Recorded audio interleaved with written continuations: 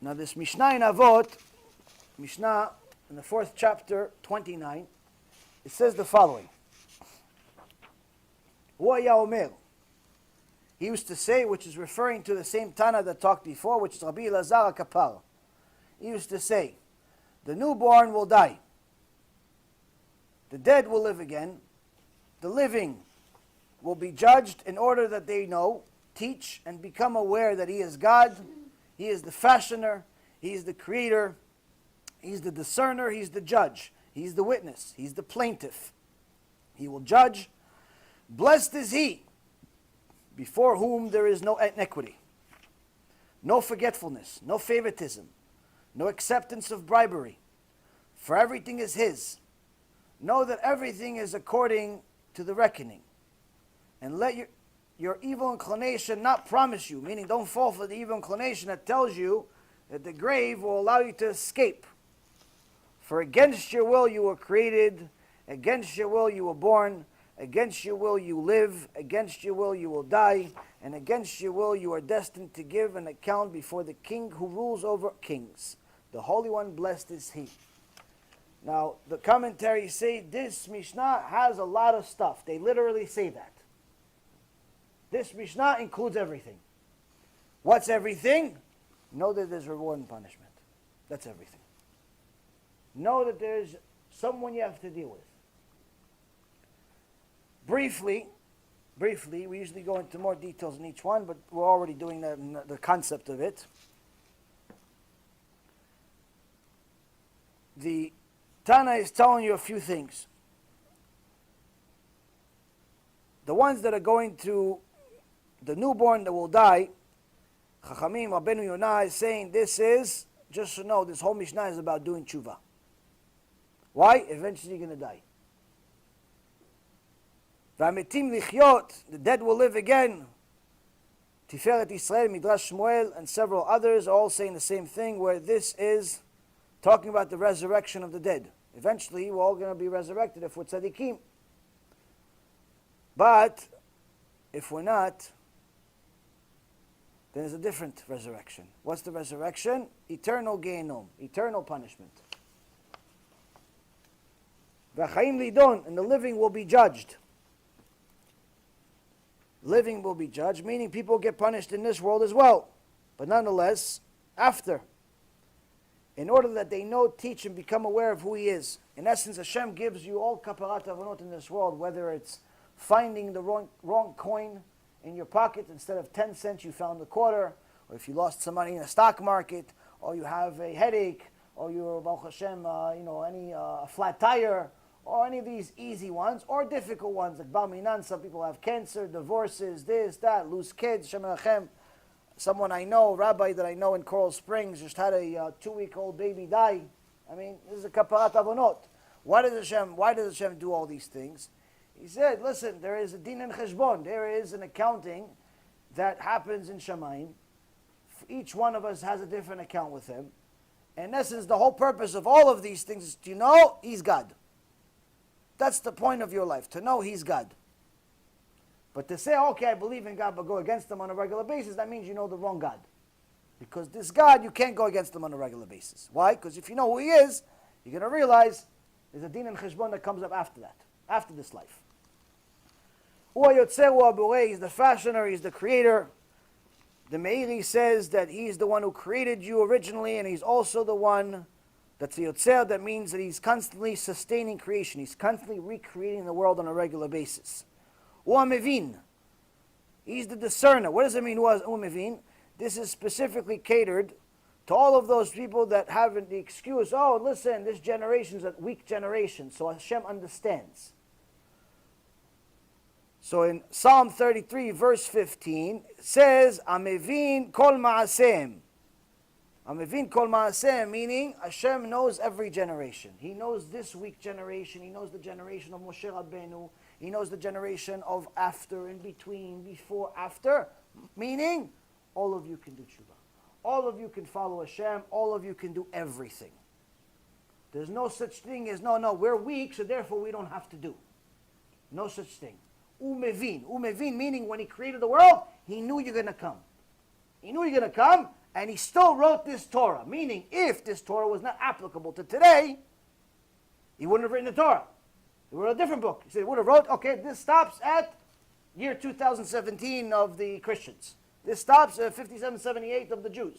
Stops. No more. Why? Because we're weak. So the Torah stops.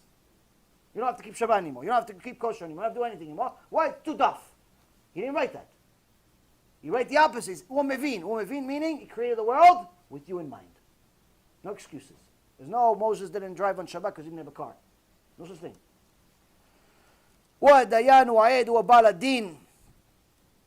He's the judge, he's the witness, he's the plaintiff, meaning don't think that he's going to forget anything. Don't think he doesn't know what he's doing.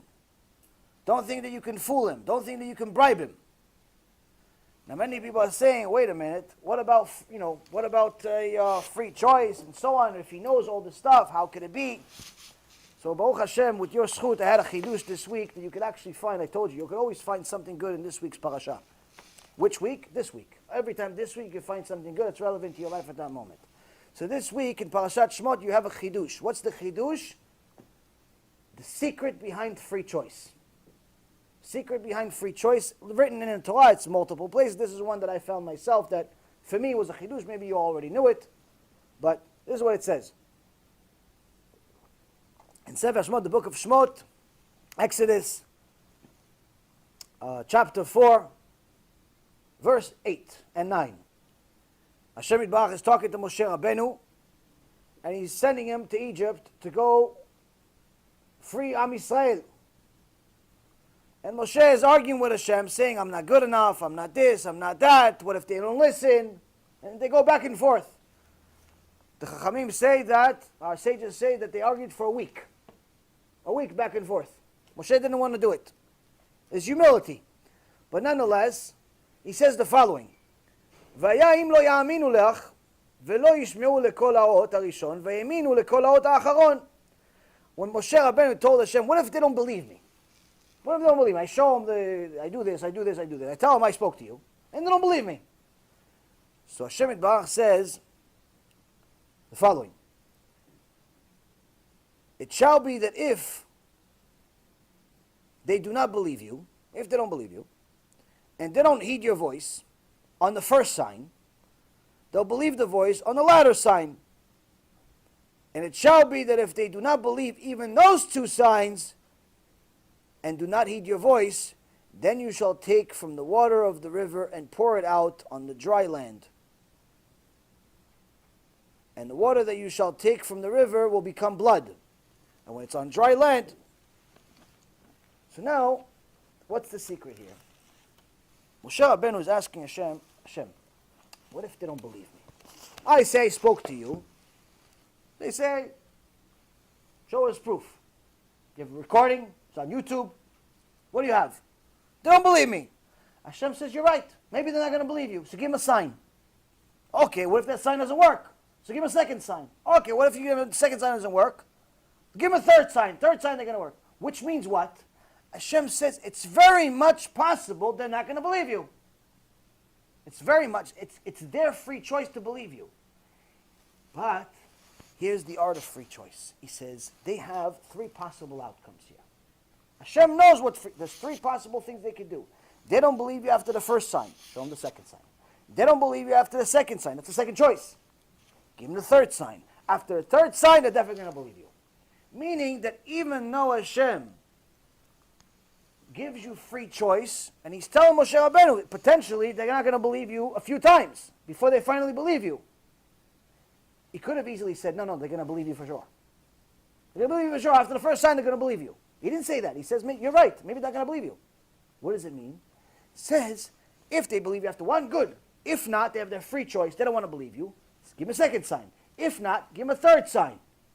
Meaning that even though he gives you free choice, and there's multiple outcomes that can happen, and he knows the outcomes, and he knows the choices, he doesn't interfere with them. That's free choice, Rabotai.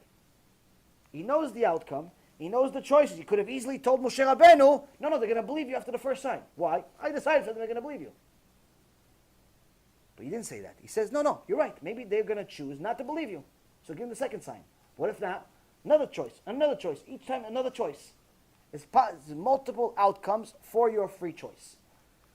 Akol midei shamayim chutz mirat shamayim, the Gemara says. Everything is from heaven except the fear of heaven. You have a limited free choice. What's the limited free choice? Whether you're born or not your choice. Whether you're tall or short, not your choice. Whether you're rich or poor, as much as we all like to believe, it's not our choice. Most people think that it's their choice to be rich or poor. It's not your choice. Smart, not your choice. You can try as much as you want. There's plenty of people that study and are still stupid. There's plenty of people that work hard and they're still poor. There's plenty of people that put a ton of makeup on and they're still ugly. There's plenty of people that do a lot of different things and it still doesn't work. Why? It's not your choice. What's your choice? Fear Hashem or not. That's your only choice. Decide whether you're going to follow what He says or not. That's your free choice. So Hashem says, I know what the outcomes of your free choices are, but I'm still not going to interfere with it. That's why if Hashem interfered with this free choice, He wouldn't have the right to punish us for it. So that's what this Mishnah continues to say. This Mishnah says that He will judge, meaning eventually He's going to judge us. Baruch Hu, she'en lefanav lo avla. Blessed is he before whom there's no iniquity, meaning He judges fairly. There's no such thing as unfair judgment. Velo shircha, and there's no such thing as forgetfulness. Velo misum panim, there's no favoritism. It doesn't matter if you're rich, you're poor, ugly, not pretty, male, female, young, old, no such thing. This is also another misconception that most people think that everything that you did until the age of 20, they misunderstood probably some rabbi that said it, you don't get punished for. So everything you did until the age of 20, you don't get punished for. That's what most people believe. This is wrong. This is wrong. You can find the sources in Rabbi Yehuda Aftaya, you can find it in the Reshit Chochmah, you can find it in the Gemara, and a few other places that I can't remember off the top of my head. That's not what it means. What it means is that all sins that you've made until the age of 20, you don't get punished for in this world. All sins until the age of 20, you don't get punished in this world. Anything above the age of 20, you can be punished for them in this world. But everything you've ever done from the time you were a baby, little toddler, that said goo goo gaga, you will have to pay for a reward or a punishment for, regardless of what age. That's why there's also children, what we think is children, in Gehinnom as well. So anyone that thinks that he has a free get-out-of-jail-free card because he's only 21 years old and he's only, in essence, 1 year of sinning, you're very much removed from reality. You're very much removed from reality. Actually, Rabbi Yehuda Aftaya talks about in Minchat Yehuda that one of his teachers told him this, and he himself actually gave somebody a sgula to do tshuva. For what? When he was 7 years old, he was play fighting with one of his parents, and he hit him in the face. It was a play. He said, you have to do tshuva, or you're going to go to Gehinnom for that. He was 7 years old. Doesn't make a difference. So there's no get-out-of-jail-free card. Why? That's the way the world was created. Hashem created. You have a complaint, go to Him. There's a complaint box. Looks like a garbage pail. So now, it continues and it says, V'lo mikach shochad. Lo mikach shochad, meaning that after we realize there's no such thing as favoritism in Shemayim, after we realize it doesn't matter who your father is, it could be Gdol Ador, it could be a rabbi, it could be anything. Esav's father was also a rabbi. He was Gdol Ador. His name was Yitzchak. But the Torah says, the Tanakh says, it's Esav Saneti. There's a pasuk in the Torah that says, Esav Saneti. Hashem says, I hated Esav. Gemara says, what does it mean? No olam haba. Gemara Masechet Sanhedrin says, Esav has no olam haba. Why? He's a rasha. But his father was Gdol Ador. His grandfather was even bigger. His brother was tzaddik. What? There's no olam haba. Why? He knew the truth, still didn't do it. So there's no favoritism in Shemayim. Doesn't matter who your father is. Doesn't matter who your friends are. Doesn't matter who your uncle is. Doesn't make a difference. Doesn't matter if you're rich, poor, fat, skinny. Makes no difference. Whatever you are, wherever you are, Hashem knows. Ani mevin. He knows. V'lo mikach shochad, and there's no bribery. Meaning that a person cannot think that, no, but I made some mitzvot, so that's fine. Those mitzvot are going to replace my sins. I wasted seed for 20 years of my life. I wasted seed for 20 years of my life. But now I did tshuva, and I keep Shabbat now. And I don't waste seed anymore, and I keep Shabbat. That fixes it, right? No. No. Good, you're going to get schar for keeping Shabbat. You're going to get schar for doing tshuva and not wasting seed anymore. But to fix the wasting seed has a different tikkun. Different tikkun. Not doing it is good. Keeping Shabbat is good. But to fix the wasting seed or any other sin has to have a different tikkun. The biggest tikkun for everything is to get other people to stop doing it. Get other people to do tshuva. That's the biggest tikkun. But to say just because you stopped it, therefore it goes away, or just because you made a different mitzvah, therefore everything else before that happens, this is exactly what it says. Velo mikach shochad. You cannot use your current mitzvot as bribery to Hashem. It's not bribe. You can't bribe Hashem with your current mitzvot. Mitzvot you're going to get schar for. Sins you'll get punished for. So this also is another reality check. Why? Because for a long time, and I think probably everybody thinks this, to at least some extent, we thought just because we did tshuva, everything's okay. No, my friends. We still have to do tshuva every day. We still have to do tshuva every single day. Something every day. Take something every day, every week, every month, every year, every something. You have to do something. That's why I say there's no such thing as frum. There's no such thing as someone's religious. Okay, so you keep some mitzvot, chazak u'baruch, but you're still making sins. So we have to do it. But the good news is that Hashem pays well. He even pays the Reshaim. The Gemara Masechet Sanhedrin, page 96a, says that Nebuchadnezzar one time showed honor to Hashem. There was a message that the king, Merodach Baladan, wanted to give to King Chizkiah. And Nebuchadnezzar was the scribe. And he said, you're writing shalom to the king, shalom to Yerushalayim, shalom to their God. Maybe it's not enough, if you believe in their God, of course I believe in their God. Look, he stopped the sun for Chizkiah in broad daylight. He stopped the sun. So of course I believe their God. He goes, so why'd you put him last in the letter? Why'd you put him last? He goes, you're right. Change it. Get the mailman. So Nebuchadnezzar ran out and took 4 steps to get the mailman and get the mail back and rewrite the letter. That honor in Shamayim was big. How big? He gave him the ability to be the king, the strongest king that's lived until the Mashiach comes, and on top of it, the right to destroy Beit HaMikdash.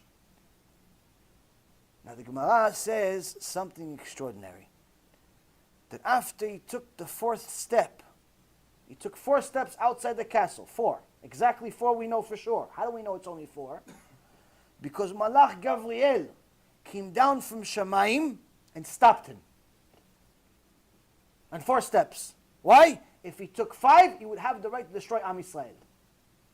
Hashem Yerachem. So Hashem pays well, even the Reshaim. So how much is he going to pay the kids that he loves so much? So it's not all hopeless. It's not all terrible. It's not just punishment. It's also good. But it's midah keneged midah, rabotai. It's midah keneged midah. Shakol shelo, everything is his. Even your ability to do mitzvot is his. Meaning that you can do tshuva, but you need his help anyway. V'da shakol lefi cheshbon, everything is going to be accounted for. The small little conversation you had with someone that's not your wife, but you only said hi and you looked at her a little inappropriately, but she didn't notice. That'll be accounted for in Shamayim. Yeah, but it's not. Nobody noticed. They noticed in Shamayim. Yeah, but it doesn't make a difference. Everything will be noticed. Everything. Even extra words you spent talking to your own wife. Even extra words.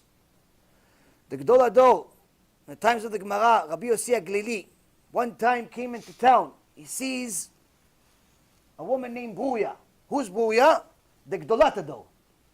She was the biggest Rabbanit in the world. Why? Her husband was a Bimir Balanes. Now he was lost. Tzaddik. Not looking for anything. He says, which way to Luz? Which way to the city of Luz? And she says to him, Glili shoteh, you drunk. Glili. You're not Gdolado, you're a drunk. Gdolado, you're going to call, remember, Rabbi Ovadia, you're going to call him shoteh. Rabbi Yashiv, you're going to call him shoteh, you're going to call him a drunk. How are you going to call him a drunk? For what? He says to her, why shoteh? Why? What did I do? He says, didn't you ever hear the Mishnah? Don't increase your words with a woman. He says, so what did you want me to say? You should have said, where's lose? You used 2 extra words. You're drunk. You used 2 extra words with a woman that's not your wife. And the Mishnah was, if it was your wife. Imagine if it's not your wife. You're not Gdolado, you're drunk. You're taking too much risk. Why? Do you know how much we have to pay for this sin? That's why they were so scared of Rabotai. They were scared of the payment that we don't even know exists, unfortunately. The Knesset Israel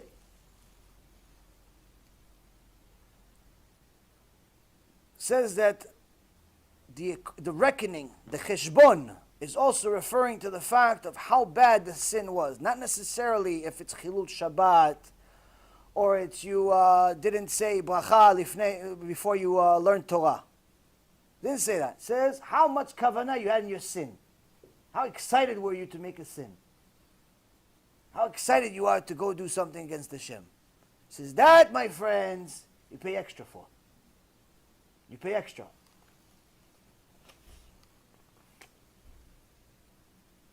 So, in essence, we hear you have people that have arguments. It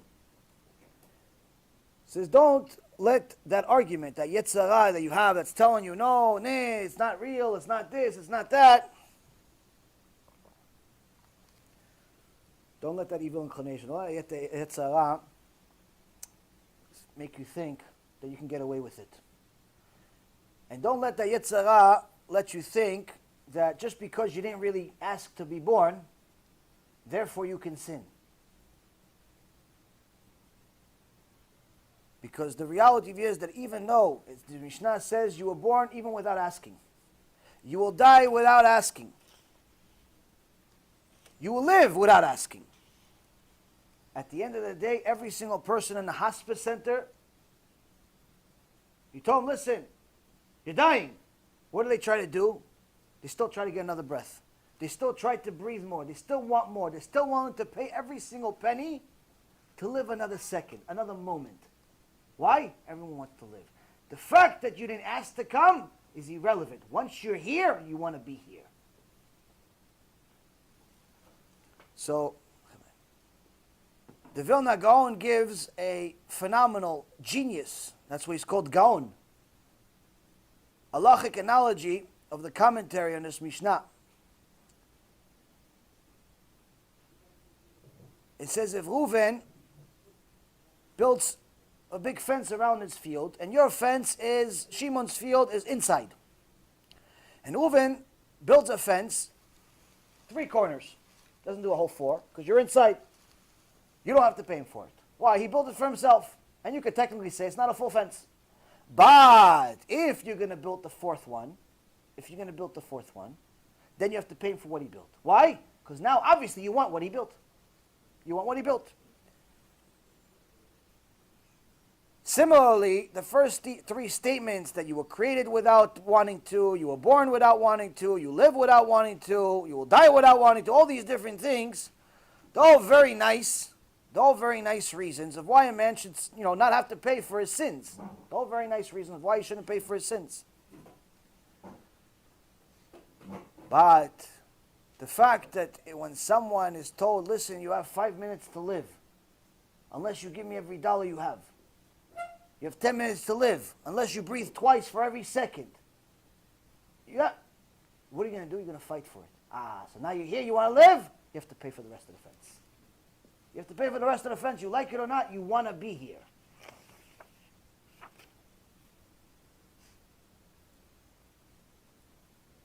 Everyone tries to take an extra breath, even if they know that living another moment will be pure suffering. I can tell you from my own personal experience, for anyone that knows my personal story, we're not going to go through it at all, But despite the fact that I told you guys that after the first surgery, I was begging my wife and my mom to kill me. I was begging the doctors to kill me. And if there was a plug, I would have pulled it myself. The reality is, I still continue to breathe. Now, even though the next 62 days were of massive pain, massive, horrible, nightmare pain, my own version of Gehinnom in this world. Obviously, after I read about Gehinnom, it's nowhere near. It's not even the lowest fire. But nonetheless, it was my own version of Gehinnom. I still continue to breathe. Why? You still want to live. Now, someone that's on the deathbed, someone that's suffering for 7 years, surgery after surgery on a monthly basis, I became an experiment for studies. Became an experiment. They started experimenting on me.